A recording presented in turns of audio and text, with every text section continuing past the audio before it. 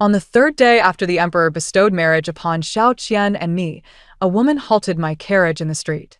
She claimed that she was already wed to the third prince and even produced a marriage certificate. I silently mused, how swift her arrival. It is not in vain that I disseminated the news. A woman suddenly threw herself before my carriage, softly weeping as she recounted the profound love she shared with the third prince. This woman was merely passively attractive, her demeanor lacking grace. However, the heartrending quality of her voice was extraordinarily melodious. I sat upright in the carriage, gazing at her, realizing that this was the type of allure that captivated Xiao Qian. "Inger, what brings you here?" By the time the third prince arrived, a crowd had already gathered around the carriage. Upon hearing his voice, the throng parted, revealing Xiao Qian's somewhat astonished countenance. "Husband," Hu Yingying tenderly rose from the ground, flinging herself into Xiao Qian's embrace. Meanwhile, various gazes converged upon my carriage. I steadied myself with the hand of my maidservant as I descended from the carriage.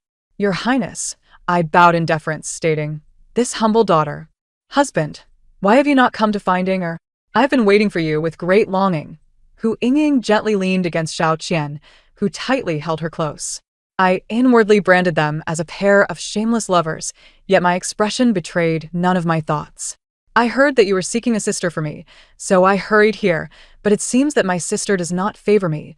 Hu Yingying's tone carried a hint of sorrow, yet her eyes sparkled with overt provocation. Upon hearing those words, Xiao Qian appeared as if he had just laid eyes on me, his embrace around Hu Yingying growing somewhat rigid. The onlookers either gazed openly or stole glances. "Your Highness, I take my leave," I declared, turning away from this place of gossip. "They may relish the scrutiny." But I certainly did not. I had assumed that the woman who compelled Xiao Qian to disregard his status and pen a marriage contract would at least be a paragon of beauty. Yet I found her to be of such lowly caliber that I need not trouble myself further.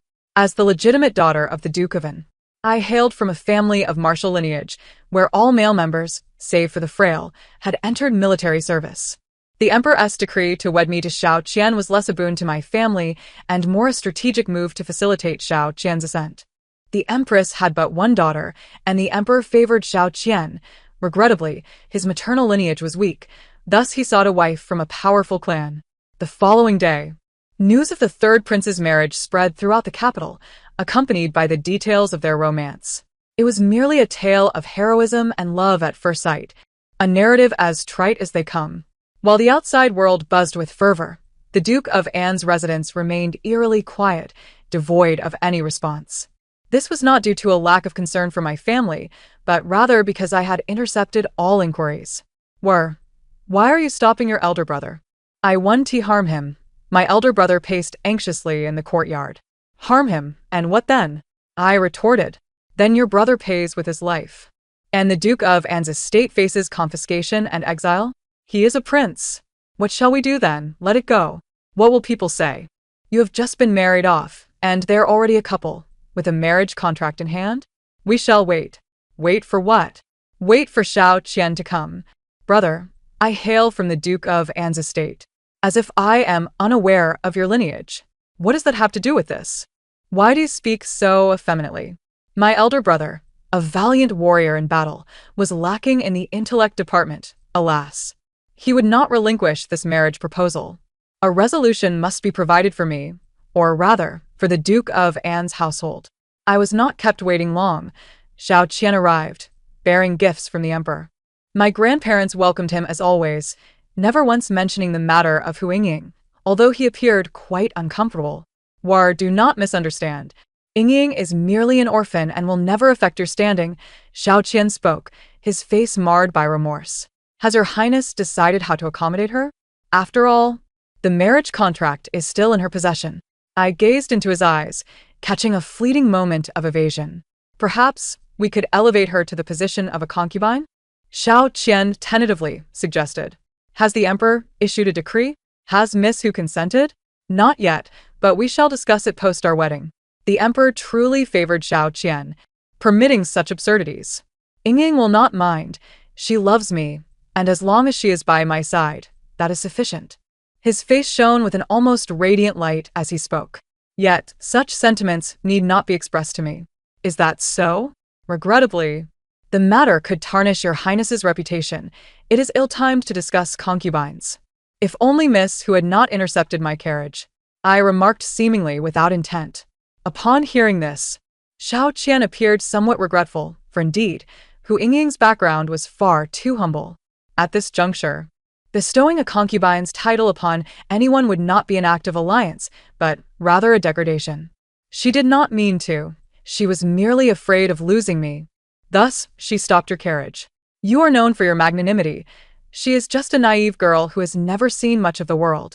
Do not hold it against her, he said, handing me a jade token, a gift from the Empress, allowing me unrestricted access to the palace, a tremendous honor for one destined to become a prince's consort.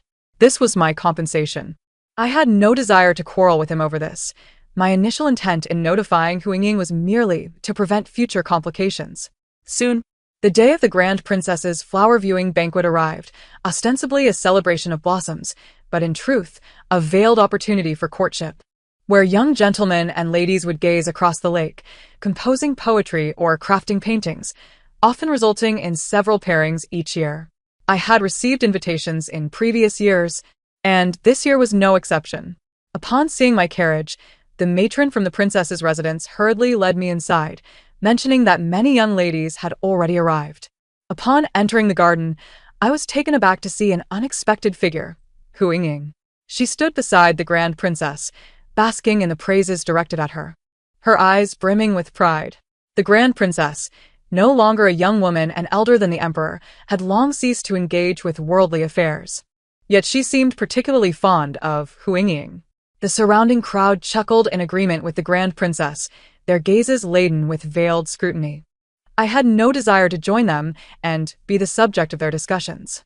Thus, I retreated to the pavilion by the water, where I found fish food to feed the little koi swimming in the pond. Miss, why are we avoiding her? Baiji inquired, puzzled. Who says I am avoiding her? I simply do not wish to engage in trivialities with them. Such individuals will abound in the future, but she is particularly adept at causing a ruckus, I replied. Miss, she possesses a marriage contract. The common folk still recognize its significance, Baiji expressed, her voice tinged with concern. Miss Hu Yingying clearly has not a single maid who understands the ways of the world, she continued, having approached unbeknownst to us. That marriage contract has already been shown to the Emperor and the Empress Dowager. Now the Grand Princess is quite fond of me. Do you think your position as principal consort can be maintained? Hu Yingying stood defiantly beside me, her eyes gleaming with provocation. She was overly presumptuous. What did having a marriage contract matter? This was the royal court, a realm of strict decorum, yet rife with contradictions. I pinched some fish food in my hand as the koi leapt energetically from the water, their antics amusing. Are you not afraid, Miss Yuan? You cannot become the principal consort, I stated calmly, laying down the truth. Ha! Miss Yuan is quite self-assured. While I may not have your lineage, I hold a marriage contract, and the third prince loves me, not you. Why can I not become the principal consort? The Duke of Duan's principal consort is a merchant's daughter after all. She was audacious indeed. It was true that the Duke of Duan had wed a merchant's daughter. But that was because she had no ambitions for the throne.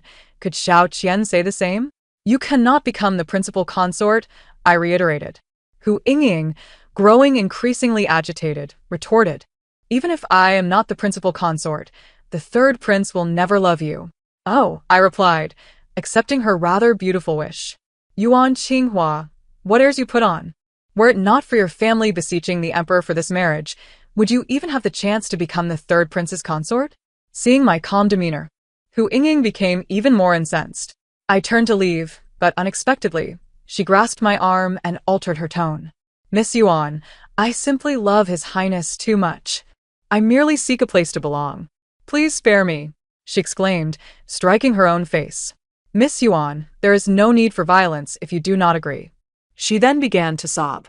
Could one truly resort to such theatrics? I was taken aback by her antics. In the capital, women were typically mindful of propriety. Even amidst conflict, one would merely exchange a few polite words, not resort to such dramatic displays. What are you doing? Xiao Qian, accompanied by a group of young gentlemen, approached, rushing to assist Hu Yingying, concern etched on his face. So your supposed magnanimity was merely an act. Ying is willing to step down to the position of a concubine for my sake. How could you treat her this way? Step down, what a phrase.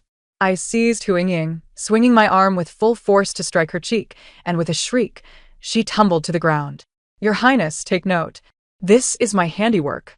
Hu Ying's face swelled prominently from the blow, while mine merely bore a faint flush.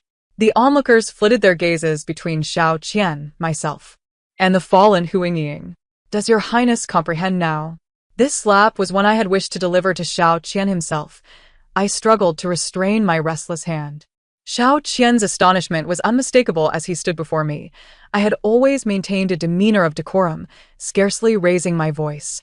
Noticing his silence, I hoisted the fallen Hu Ying once more and declared, if your Highness has not comprehended the situation, might I demonstrate it for you again? Seizing the opportunity while others remained oblivious, I delivered another slap to the opposite side of her face. Now it was symmetrical, and I felt a sense of satisfaction. Why you? Xiao Qian stammered, pointing at me, rendered speechless, while the young scions around us dared not utter a sound. After all, I hailed from a family of martial generals. Even without extensive training, my strength surpassed that of an ordinary maiden. With those two slaps, Hu Ying was left voiceless, clearly dazed. Xiao Qian could only point at me for a long while without uttering a harsh word, for he was keenly aware that his aspirations for the position of heir depended on the Yuan family. With a final fierce glare, he scooped up Hu Ying and departed from the edge of the pool. My willingness to marry him was indeed to buy time for the Yuan family. Yet I never intended to compromise my own well-being. However, the thought of my dreams made my nose tingle with a bittersweet sensation. For the past few years, I have been plagued by dreams in which my father and elder brother perish valiantly on the battlefield. My grandfather, aged over 60, is compelled to don armor once more. And my grandmother, overwhelmed with sorrow, succumbs to bloodshed. The Yuan family, too, faces a tragic fate, engulfed by flames one fateful evening, leaving me as the sole survivor, hidden within a water vat. The dreams were terrifyingly vivid. The first time I dreamt them, I was merely 10 years old and wept for an extended period. Gradually, the timeline within the dreams began to shift. I learned much and came to understand various truths. In the eyes of the imperial family, the Yuan family could not exist. Yet it was not that they could retreat, but rather that retreat was not an option. The court placed greater emphasis on civil matters than military prowess, resulting in a diminishing number of generals able to take to the battlefield. The imperial family saw only the martial power of the Yuan family, oblivious to the fact that the Great Liang was surrounded by predators on all sides.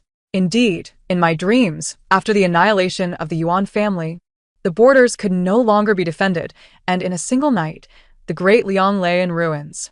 Since I began having these dreams, I have often pondered, if I were the emperor, could I truly trust a Duke of Anguo wielding significant military power? The answer is no.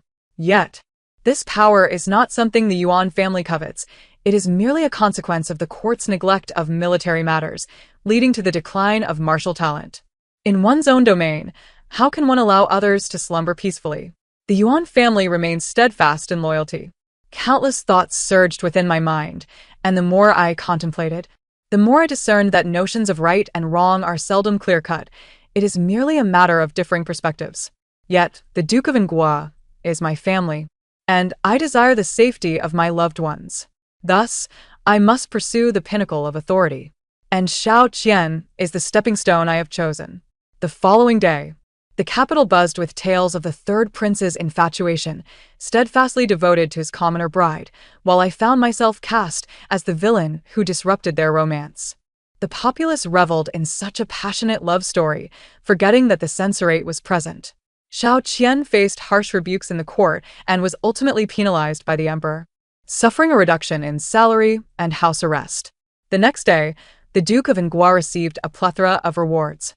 I urged my father to submit a petition on Xiao Qian's behalf, expressing that since the third prince had wed Miss Hu, I was willing to relinquish my position as the primary consort. Indeed, the winds of the capital shifted once more, now lauding me for my propriety and virtue, proclaiming me a paragon of noble women, a sentiment even the Empress Dowager had once echoed. Child, What exactly are you attempting to achieve? My father summoned me to his study.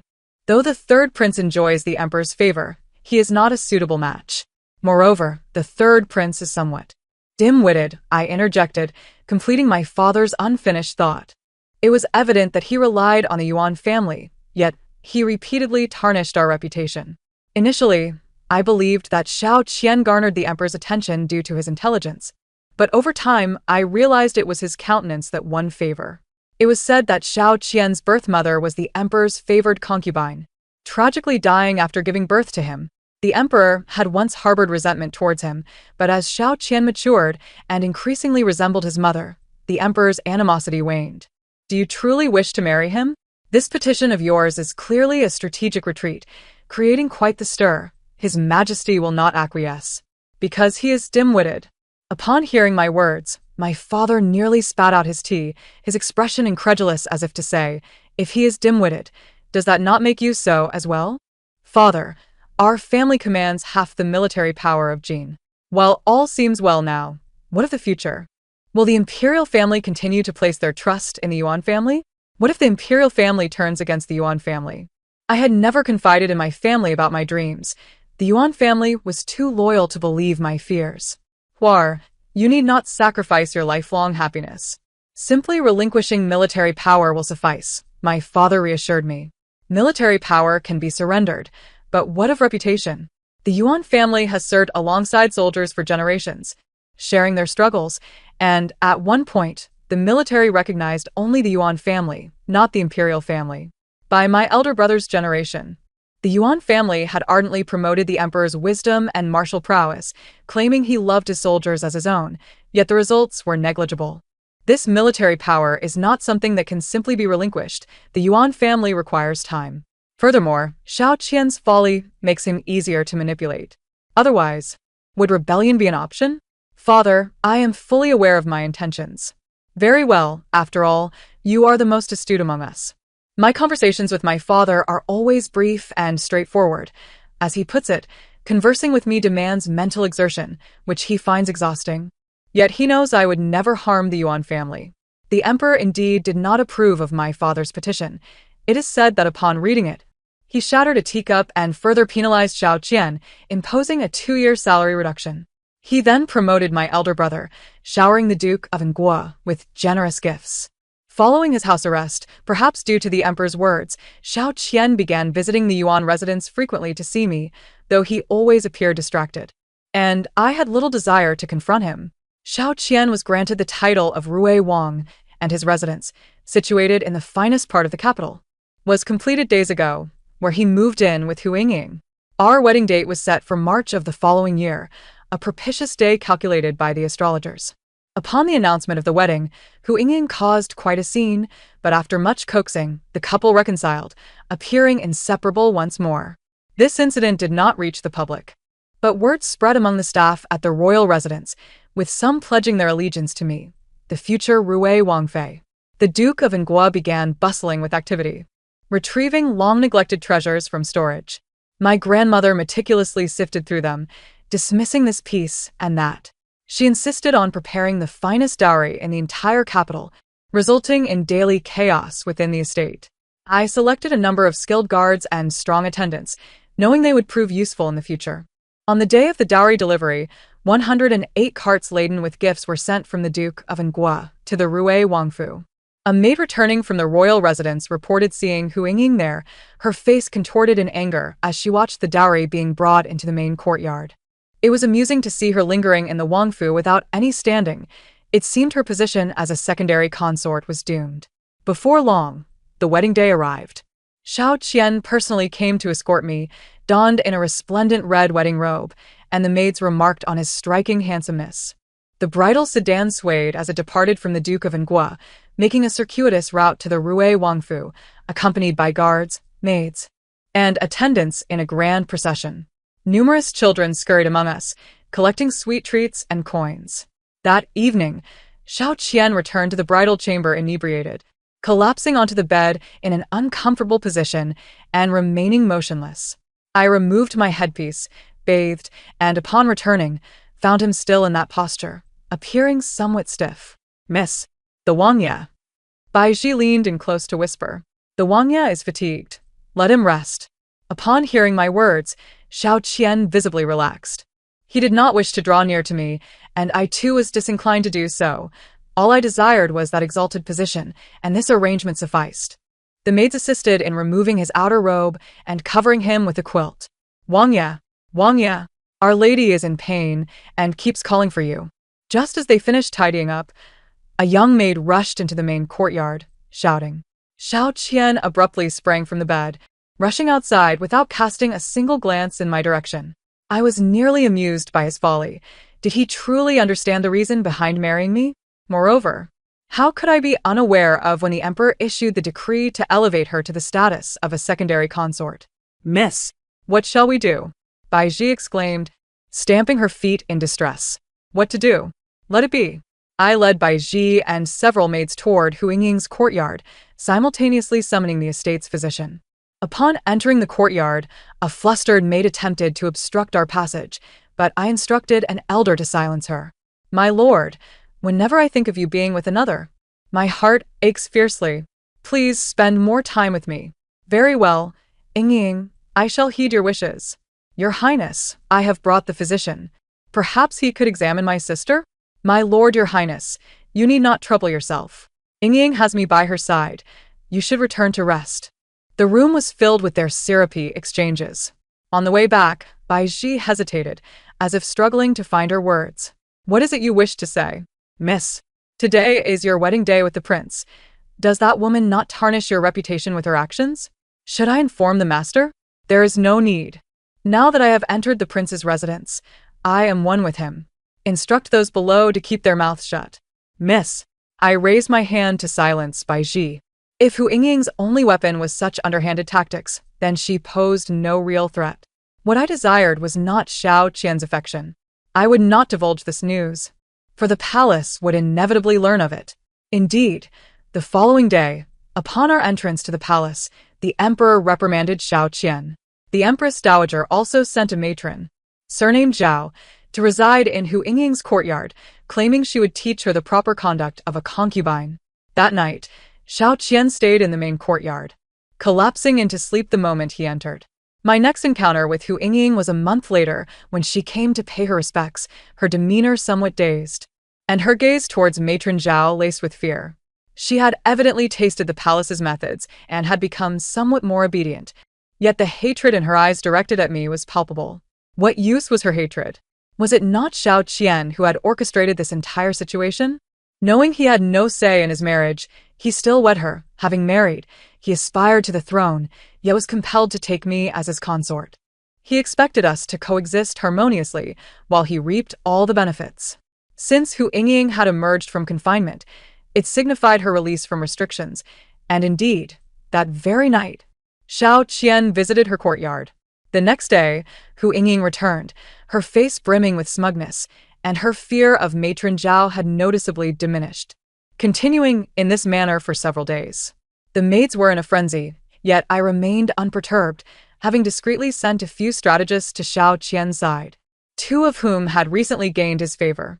Through them, I learned of Xiao Qian's recent endeavors, which infuriated me, for he was exceedingly foolish. Several ministers who had initially prepared to align with him had been offended by his actions. Somehow, he had entangled himself with recently investigated corrupt officials. Amidst a plethora of trivial matters, I found myself too busy to attend to them for months. I did not confront them. Rather, it was Xiao Qian who sought me out, asking me to draft a memorial to confer Hu Yingying with the title of secondary consort. His demeanor bore an air of superiority, as if I owed him some obligation to comply. Your Highness, could you please repeat that? I held the estate's ledger in one hand, slightly twisting my wrist, turning to face him, perhaps recalling my earlier confrontation with Hu Yingying. Xiao Qian took a couple of steps back, his expression betraying a hint of guilt. Yingying now understands her errors, and matron Zhao has indicated that she is learning well. We had previously agreed to bestow upon her a position as secondary consort. Your Highness, do take a look at this, I remarked, presenting a piece of paper adorned with my selected candidates for the role of secondary consort, as well as a few maidservants. All hailed from prestigious families, their fathers and brothers holding significant positions. Among them were those he had previously offended and others who had long since pledged their loyalty. It was indeed the perfect moment to reassure them. Xiao Qian examined the list intently. I inquired whether securing 2 secondary consorts in exchange for 2 supporters was more crucial than satisfying his own desires. Upon hearing this, he fell into a long silence before turning to leave. Hu Yingying seemed to believe that capturing Xiao Qian was sufficient. Indeed, men reigned supreme in the inner chambers. But he was not mine. Ultimately, her aspirations for the title of secondary consort were dashed, relegating her to the status of an ordinary maidservant, leading to yet another quarrel between them. This time, Xiao Qian did not lower himself to placate her. Instead, it was Hu Yingying who capitulated first. You see, a man's affections are indeed fickle. Xiao Qian continued to remain by her side daily, yet the absence of formal recognition had rendered their relationship somewhat estranged. Half a year passed in the blink of an eye. Aside from the 1st and 15th days of the month, Xiao Qian rarely visited the main courtyard. Matron Zhao had also been won over by Xiao Qian, comfortably staying in Hu Yingying's courtyard, seldom overseeing their affairs. Several maidservants entered the prince's residence one after another. Today, one performed a dance for the prince, while tomorrow, another played a tune, creating quite the lively atmosphere. As for the title of secondary consort, it required further preparation due to its rank. Since selecting these individuals, their families had begun to support Xiao Qian, alleviating much of his burden. Over the past year, I had instructed the 2 strategists near him to guide him towards seeking my counsel whenever necessary. I had offered him numerous suggestions, and he was willing to discuss matters with me. He seemed to heed my advice, and having received praise from the emperor on several occasions, he became even more inclined to approach me. Your Highness, several visitors have come to pay their respects, Bai Ji announced as she entered, smoothing out the wrinkles in my skirt. She then whispered, Hu Yingying has also arrived. How curious. Ever since her aspirations to become a secondary consort were dashed, and with Xiao Qian's affections still directed toward her, she had frequently feigned illness, rarely setting foot in the main courtyard. Why has Hu Yingying come today? Replying to the princess, I do not know what has come over me today. I feel unwell, unable to eat, and quite nauseous. Thus, I hoped you might summon the estate physician to examine me. She fixed her gaze upon me, a smile gracing her lips. In an instant, it dawned upon me, was she with child? The surrounding eyes fell upon her flat abdomen. Society favors legitimate offspring, hence all maidservants were given contraceptive potions. How audacious of her to forego them. Before I could respond, Xiao Qian approached, casting me a guilty glance, indicating he was also aware. What a pair of fools. I summoned the estate physician, while instructing the others to leave.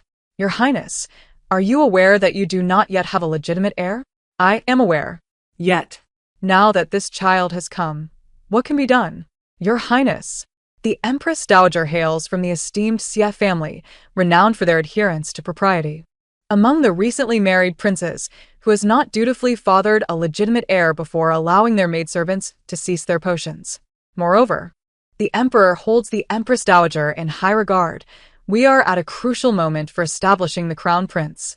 Should the Empress Dowager express any dissatisfaction, have you considered the repercussions?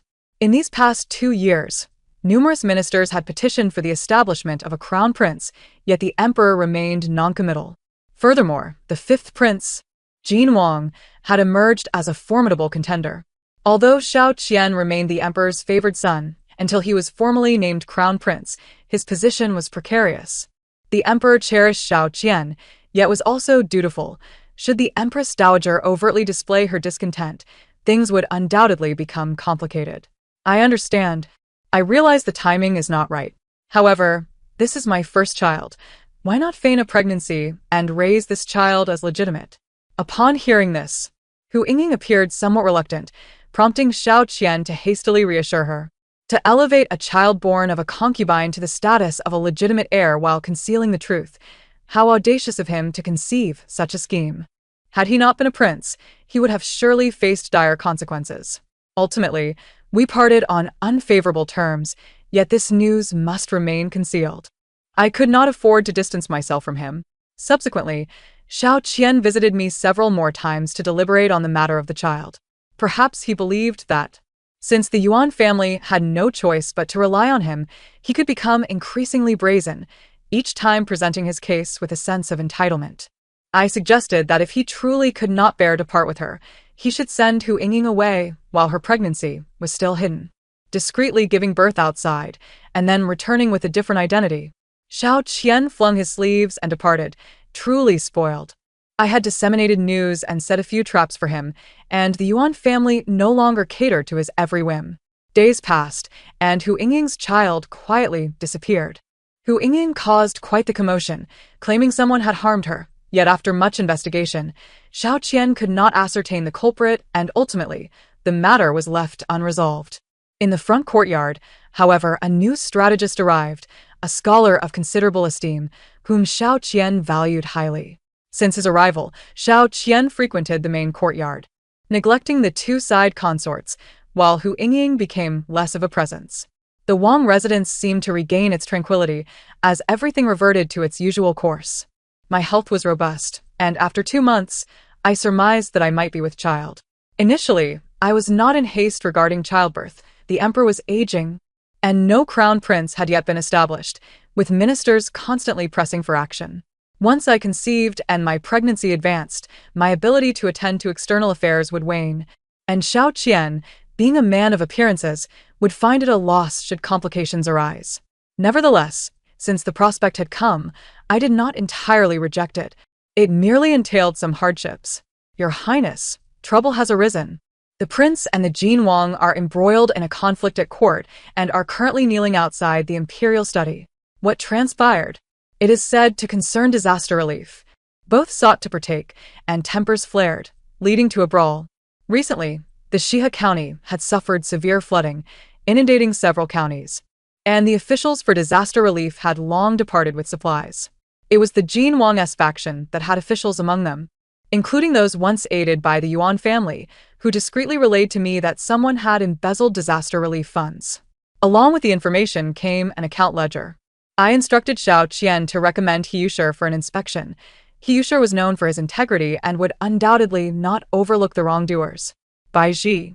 Have Jiang Hui investigate who accompanied the prince on his outing.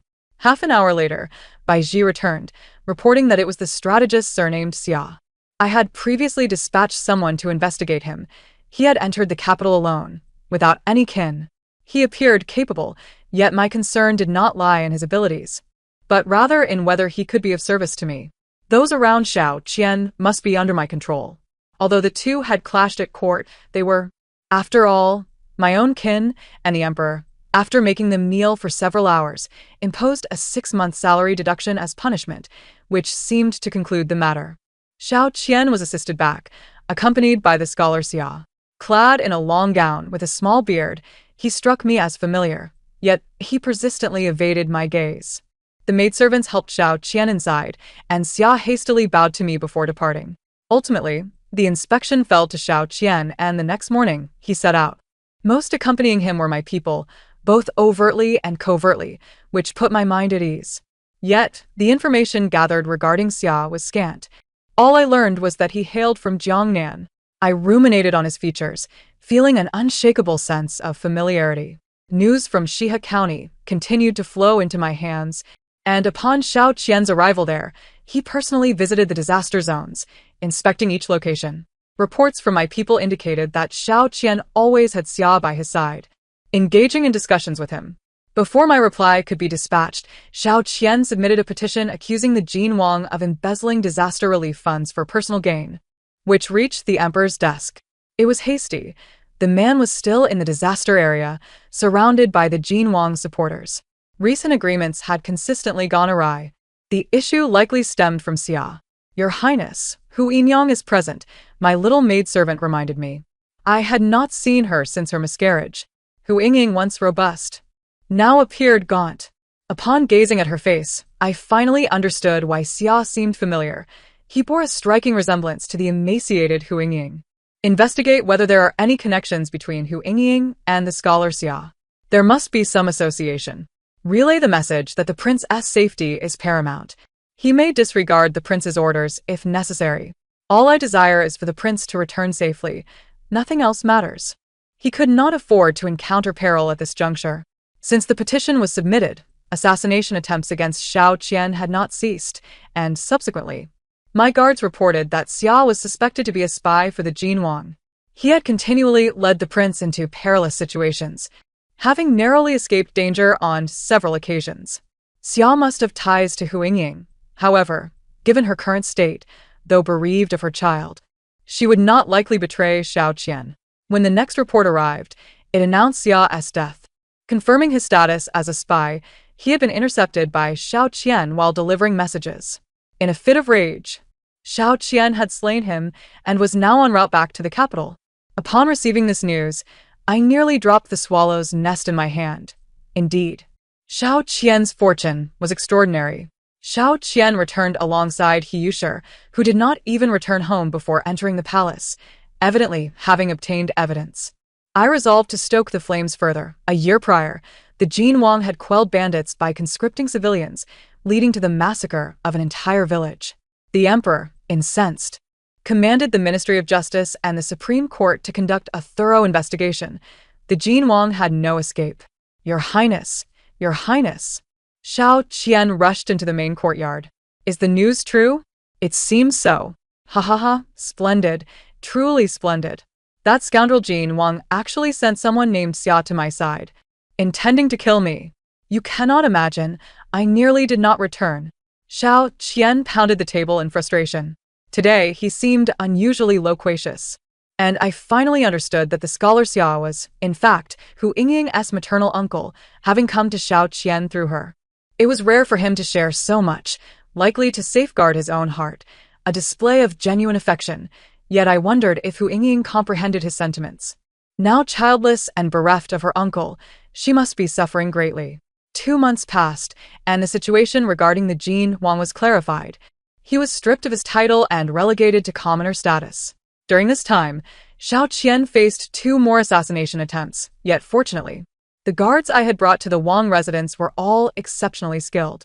The position of crown prince now seemed to have settled upon Xiao Qian. Indeed, after the emperor emerged from his sorrow, he issued an edict, selecting an auspicious date for the prince's ascension to the Eastern Palace. My child was born in the Eastern Palace, yet Xiao Qian appeared indifferent, spending his days at Hu Yingying's side.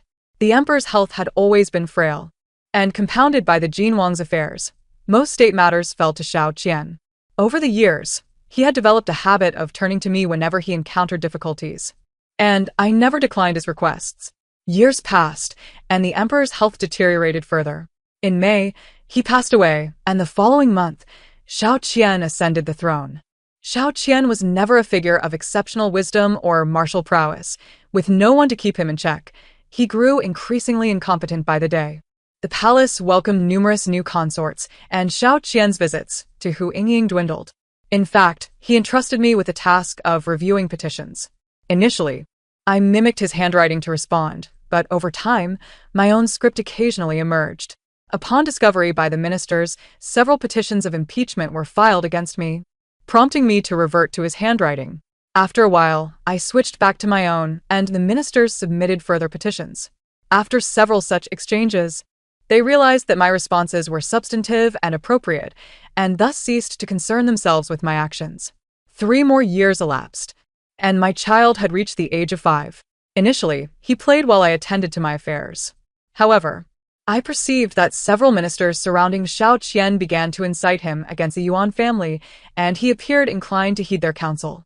I sensed that the emperor's demise was imminent. Xiao Qian's health continued to decline, at times rendering him unable to attend court. It was none other than his beloved Hu Yingying who administered the poison.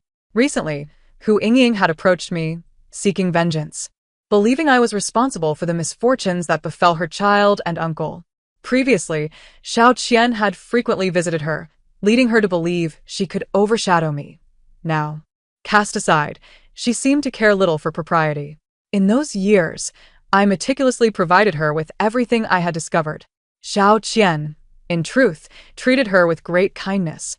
Refraining from disclosing that Xia Jiren was a spy, naturally, I did not reveal it either. My reluctance to inflict harm does not imply that I am virtuous. How could a truly good person wield power? There are many who harbor resentment born of love in this world, and Hu Yingying is but one among them. Consequently, Xiao Qian fell ill, the toxins within him erupting violently. I deliberately delivered the evidence of Hu Yingying's poisoning to him. It was said that Xiao Qian coughed up a copious amount of blood and lost consciousness. When he regained his senses, he summoned Hu Yingying to the palace. And I followed suit. Everyone else was expelled from the room, leaving the two to engage in a fierce argument. You once vowed that I would be your only one, that you would never touch her after marrying her. And yet, she bore you a child. What about the concubines in the palace, one after another? Did you ever consider my feelings? My child was lost due to your concoction, and you also murdered my uncle. And now, you dare profess your love for me. Xiao Qian was far too weak. From outside, I could not hear his voice, but I could sense Hu Yingying growing increasingly agitated. It was not until I heard Xiao Qian's cry that the eunuchs and palace maids rushed in. Inside, they beheld Hu Yingying brandishing a dagger, while Xiao Qian lay lifeless upon the bed. Upon our entrance, Hu Yingying held the dagger to her throat and asked, Yuan Qinghua, was it you who revealed Xiao Lang's identity to me? It was. I cast a glance around at the palace servants. None dared to meet my gaze. So it was you. Why? Why did you tell me? If I had not come to the capital, if I had not come here. Hu Yingying murmured. Why? Indeed, because of a dream, I could not accept any variables. I dared not gamble. Better to wrongly kill than to let any escape. Ultimately, Hu Yingying perished alongside Xiao Qian, using the dagger that claimed his life to take her own. I buried them together, allowing them to reconcile in death. My child ascended the throne at the tender age of 5, while I, as the Empress Dowager, presided over the court for the next 20 years. Initially, the Yuan family held immense power, and the ministers feared I might usurp the throne directly. Gradually, as they realized I had no such intentions, they began to feel at ease. The Yuan family slowly receded, leaving only the younger generation, and a semblance of stability was achieved. The elder officials gradually departed from court, and most of the new appointees were those I had promoted, occupying significant positions. Now, I wield great power. Even if I were to ascend the throne myself, none could thwart me, yet I am loath to burden the Yuan family with the stigma of usurpation. However, my daughter may do so. When she gave birth, the courtyard was filled with my people, and I ensured the child's gender remained undisclosed. At that time, both the Empress Dowager and the Emperor were in poor health, and the Empress had only one daughter, neglecting the Eastern Palace entirely.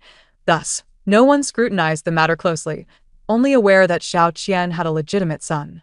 Xiao Qian seldom visited the main residence, further ensuring the secret remained hidden. I was not particularly intent on having a female emperor. Primarily, childbirth is excruciating, and I had no desire to endure it again. As for adopting the children of concubines, I was not so foolish as to relinquish the hard-won power into another's hands. 5 years ago, when the child came of age, I issued an edict clarifying this matter, and after the deaths of 2 censors, the court fell silent. Subsequently, she personally selected a husband and bore children, and she was no longer young. I efficiently withdrew to the inner palace. The early rising was exhausting, and the wrinkles on my face had become markedly apparent. I needed to take good care of myself. In the first 2 years of my child's reign, she frequently sought my counsel, but gradually, she ceased to bother me, and I became less involved with court affairs. I heard that she implemented a policy allowing women to inherit land and vigorously promoted the textile industry, with a craftsman in the Ministry of Works creating a machine that significantly outpaced the previous looms. Schools were established in every county, accessible to both boys and girls. Though regrettably, few girls attended, she had expressed her grievances about this to me. I explained that the situation was challenging. Life was hard for the common folk, and they struggled to fill their bellies. Children as young as 5 became laborers, so allowing boys to attend was already a considerable concession. In frustration, she stomped her foot, and then I heard about her agricultural innovations, which yielded over 10 stones per moo. I wondered from where she derived so many ideas. But I did not delve deeply, for who does not harbor secrets? I was already content to preserve the Yuan family. I once again had a dream, this time of the Yuan family flourishing, with descendants aplenty. Epilogue. My name is Xiao Huaiji, the Emperor of Dijin. I am a modern individual who, after enduring great hardships, successfully entered civil service. only to meet my untimely demise in a car accident before I could make my mark. Upon my birth, someone exclaimed, "Congratulations, Your Highness, it's a boy." I was immediately struck with fear, crying out in shock. To live again and have my gender altered was quite terrifying. When alone, I took a moment to reflect, and fortunately, I was still a girl this time. It was merely that my mother had wished to cease bearing children, thus altering my fate. I rarely encountered my father, but I knew he was not a good emperor. I often witnessed my mother handling state affairs late into the night. I sensed her disdain for my father. When I inquired why she married him, she merely stroked my face without answering. There was undoubtedly a secret I was unaware of. Before I turned 5, I lived in constant trepidation, fearing that if my true identity as a girl were revealed, I might perish once more. Later, when my father and concubining both perished, I ascended as the new emperor, and my fears deepened. My mother guided me step by step to the grand hall and embraced me as I sat upon the dragon throne. "My dear mother, you are indeed bold. Was this not supposed to be a case of ruling behind a curtain? Where is the curtain?" I awaited the censors to chastise my mother, yet no one opposed her. Is it truly this simple? The acceptance is so profound? Who among us is the modern individual? I later learned that my maternal grandfather, General Yuan, and my uncle, General Yuan, had stationed people outside the Grand Hall. Indeed, Chairman Mao was correct. Power emerges from the barrel of a gun.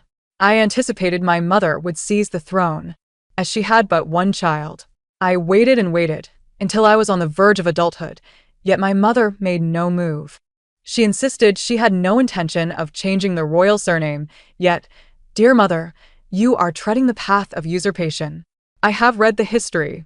After I came of age, my mother's gaze towards me shifted oddly, and soon the entire capital knew I was a girl.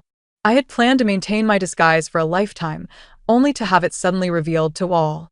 "Hey, your emperor is a girl?" Who could bear such a revelation? As expected, the morning court descended into chaos, with demands for my abdication in favor of my half-brother. My mother executed several censors and besieged the residences of numerous ministers. The following day, the morning court was considerably calmer, and by the third day, no one opposed me any longer. 5 years later, I bore a child, finally experiencing the feelings my mother had once endured. Yet, to hell with it, I had no intention of bearing another. My mother entrusted the court to me, indulging in the children and playing cards with the Empress Dowagers, living a leisurely life and appearing much younger. I finally understood why my mother had looked at me with such peculiar eyes. It was jealousy, for now. I too felt a twinge of envy towards her. Yet, I am ultimately a modern individual, and I wish to bring the knowledge and useful insights I have acquired into this world. Who among us does not harbor dreams of changing the world? The end. Thank you for listening, and I look forward to our next tale.